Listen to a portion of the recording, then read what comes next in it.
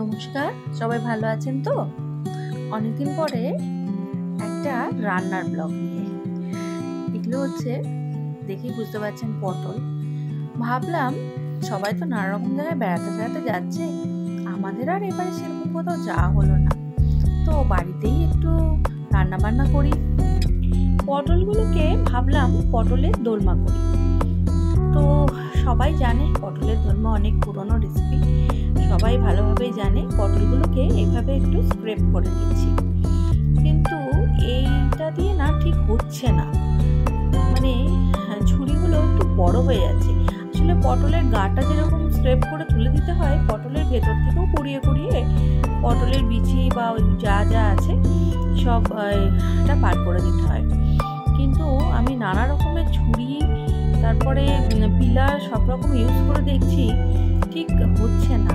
Ultimately অনেক রকমের দেখতে লাগলাম যে কোনটা দিয়ে করলে এটা সুন্দরভাবে হয়, যাতে পটলের মুখগুলো অন্তত বেশিভাবে ভেঙে টেঙে না যায়।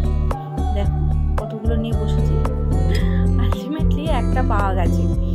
আপনারা যখন করবেন এরকম লম্বা একটা এরকম ছুরি বা চামচের পেছন দিকটা দিয়েও করা যায়, সেটা দিয়ে আস্তে আস্তে করে কুড়িয়ে নেবেন পটলের ভেতর থেকে। এই যে হয়ে গেছে আমার পটলগুলো, ঠিক এরকমভাবে কুড়িয়ে নিয়েছি। আর এগুলো কিন্তু ফেলে দেবো না, পটলের ভেতর থেকে যেগুলো বার করলাম এটাও কিন্তু রান্নাতে লাগবে, এটা একটা রান্নার পার্ট। লাগবে আমার একটু আলু সেদ্ধ, দুটো আলুকে একটু মাইক্রোতে 5 মিনিট মতো ঘুরিয়ে নিলেই আলুগুলো খুব ভালোভাবে সেদ্ধ হয়ে যাবে। তো দিলাম আলুটা সেদ্ধ করতে।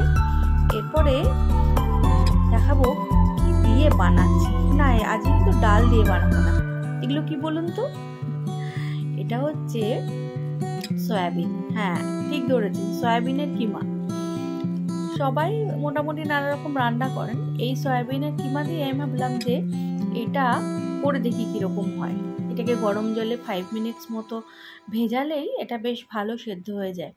মোটামুটি ভেজানো হয়ে গেছে। এবারে তুলে এটাকে জল থেকে একটু ছেঁকে নিতে হবে, তাহলেই বেশ সুন্দর মতো হয়ে যাবে। বাহ, এই আলুগুলো কিন্তু সেদ্ধ হয়ে গেছে। চলুন তাহলে পুরটা বানিয়ে ফেলি। কড়াইতে তেল দিলাম। এইসব রান্না করতে গেলে তেল একটু কিন্তু বেশি খাওয়া হয়ে যায়, যতই আমরা বলি কম তেল খাওয়া ভালো বা কিছু কিছু রান্না না এমন থাকে যে তেলটা কম দিলে না ঠিক রান্নাটা ভালো হয় না। তো কি আর করা যাবে, রোজ রোজ তো আর পটলের দোলমা খাচ্ছি না, একবার বানাচ্ছি তাই ভাবলাম একটু তেল দিয়েই বানাই। তেলে এবারে একটু ফোড়ন দেব, সামান্যই দেব একটু তেজপাতা, জিরে। এগুলো আমরা রোজকার রান্নাতে ইউজই করি, খুব একটা আহামরি কিছু নয় রান্নাটা, কিন্তু তবু একটু টাইম কনজিউমিং। জিরে তেজপাতা দিয়ে পেঁয়াজগুলো ভেজে দিলাম। হ্যাঁ, মানে সয়াবিন তো আমরা জানি একটু মানে মশলাগুলো পেঁয়াজ রসুন আদা এগুলো দিলে ওটা বেশ ভালো টেস্টটা হয়। তো যদিও এটা একটা নিরামিষ রান্না পটলের দোলমা, কিন্তু যেহেতু আমি ছোলার ডাল দিয়ে করছি না, তো সেই জন্য আমি এখানে মশলাগুলো একটু নিজের মতো করে আলাদা করে নিয়েছি। একটু আদা বাটা দিলাম, একটু রসুন বাটা দিলাম, আর একটু বাটিতে রোজকার যে মশলাগুলো আমরা ইউজ করি, একটু ধনে গুঁড়ো, একটু জিরে গুঁড়ো, একটু লঙ্কা গুঁড়ো, হলুদ, এগুলো সব নিয়ে মশলাটাকে ভালো করে কষিয়ে নিচ্ছি। বাস অল্প অল্পই দিচ্ছি, খুব বেশি একদম মশলা দেওয়ার দরকার নেই। আমার সাথে আমাকে যে রান্নায় হেল্প করে অন্যদিন, সেও রয়েছে, চন্দনাদি। উনিও একটু আমাকে হেল্প না করলে বোধহয় আমি করতেই পারতাম না। মশলাটা এতটা হয়ে গেছে, এবারে এর মধ্যে দিয়ে দেব সয়াবিনগুলো। আর হ্যাঁ, সয়াবিনগুলো দেওয়ার সাথে সাথে কিন্তু আমরা পটলের যে কুড়িয়ে রাখা বীজগুলো ছিল ওগুলো কিন্তু অ্যাড করে দেবো। ওগুলোর কথা কিন্তু ভুলে গেলে চলবে না।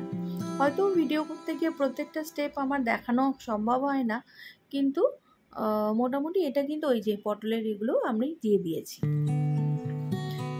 একটুখানি ঢাকা দিয়ে জিনিসটাকে রান্না করব, যাতে কিনা ভালো করে ভাপে ভাপে হয়ে যায় জিনিসটা। এবারে দিয়ে দিলাম আলু সেদ্ধটা, আর একটু দিয়ে দিলাম কিছু কিশমিশ। মুখে যেহেতু একটু নিরামিষ মতোই রান্না, একটু মিষ্টি মিষ্টি গেলে ভালোই লাগবে খেতে। এবারে ভালো করে জিনিসটাকে করে নিচ্ছি, মানে বাইন্ডিং যেন হয়, পুরটা যাতে বেরিয়ে না যায়, ওই জন্য আলুটা দিয়ে ভালো করে নেড়ে নিচ্ছি। আর কিছুই সেরকম মশলা দেবো না, নুন মিষ্টি যেরকম দেয়, যেগুলো আমার দেখানো হয়নি, আপনারা নিজেদের স্বাদ মতো দেবেন। আর একটু গরম মশলাগুলো দেবো, ভালো যাতে গন্ধটা আসে। নিয়ে নিলাম গরম মশলা। আমি কিন্তু গরম মশলা এগুলো বাড়িতেই নিজে বেটে নিই। হয়ে গেছে আমার পুরটা, নামিয়ে রাখলাম থালাতে। যেহেতু এটা এখন একটু গরম আছে, এটা দিয়ে তখন করা যাবে না, এটাকে একটু ঠান্ডা করে নিতে হবে। তেজপাতাটা এবারে আর লাগবে না, এবার তুলে দিলাম। ব্যাস, পুরটা ঠান্ডা হয়ে গেছে। এইবারে এইরকম ভাবে পুরগুলোকে পটলের মধ্যে ঢুকিয়ে দিতে হবে। এইভাবে সুন্দর করে হাত দিয়ে একটু চেপে চেপে ঢুকিয়ে দিতে হবে।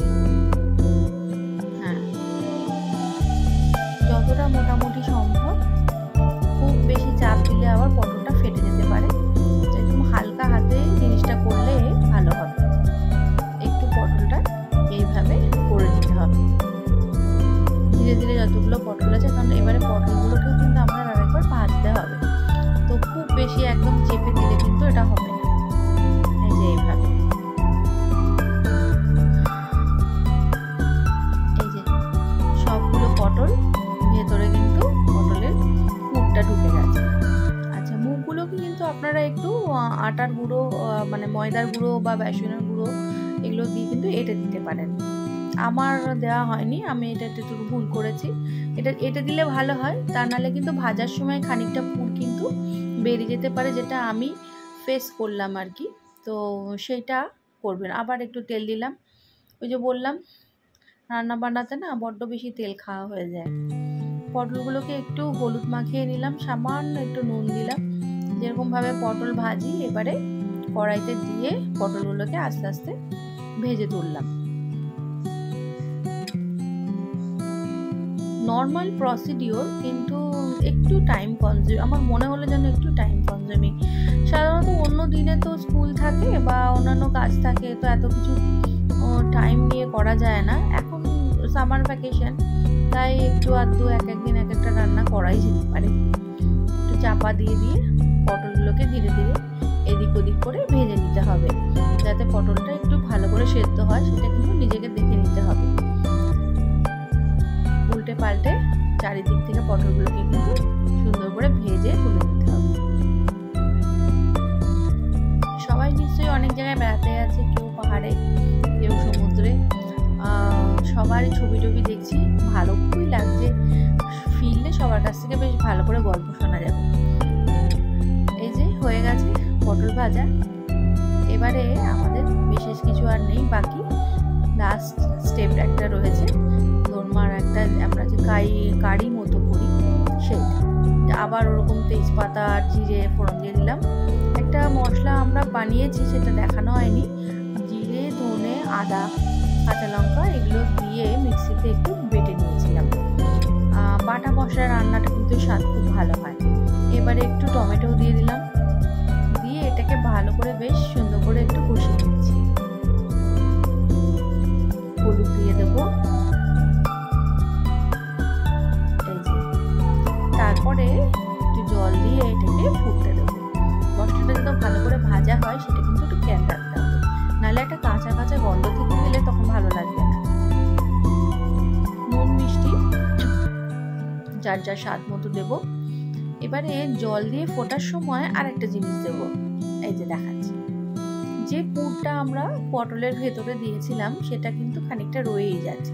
সেই পুরটা কিছুটা আমরা এখন এই ঝোলের মধ্যে দিয়ে দিতে পারি, তাতে গ্রেভিটা কিন্তু একটু থিক হবে এবং খাওয়ার সময় কিন্তু খেতে খুব ভালো লাগবে। দিয়ে দিলাম। এইটা যখন ফুটে উঠবে, তারপরে আমরা পটলগুলোকে এর মধ্যে দিয়ে দেবো। ভাজা পটল, যার মধ্যে কিনা পুর ভরা রয়েছে। আস্তে আস্তে সব পটলগুলোকে কড়াইতে ট্রান্সফার করে দিলাম।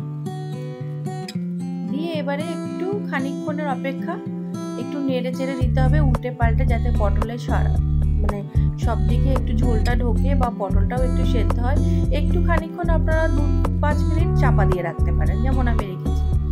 হয়ে এসছে, এবারে নামাবার আগে দিলাম ঘি, আর অবশ্যই ঘি দিলাম, একটু গরম মশলা তো দেবই,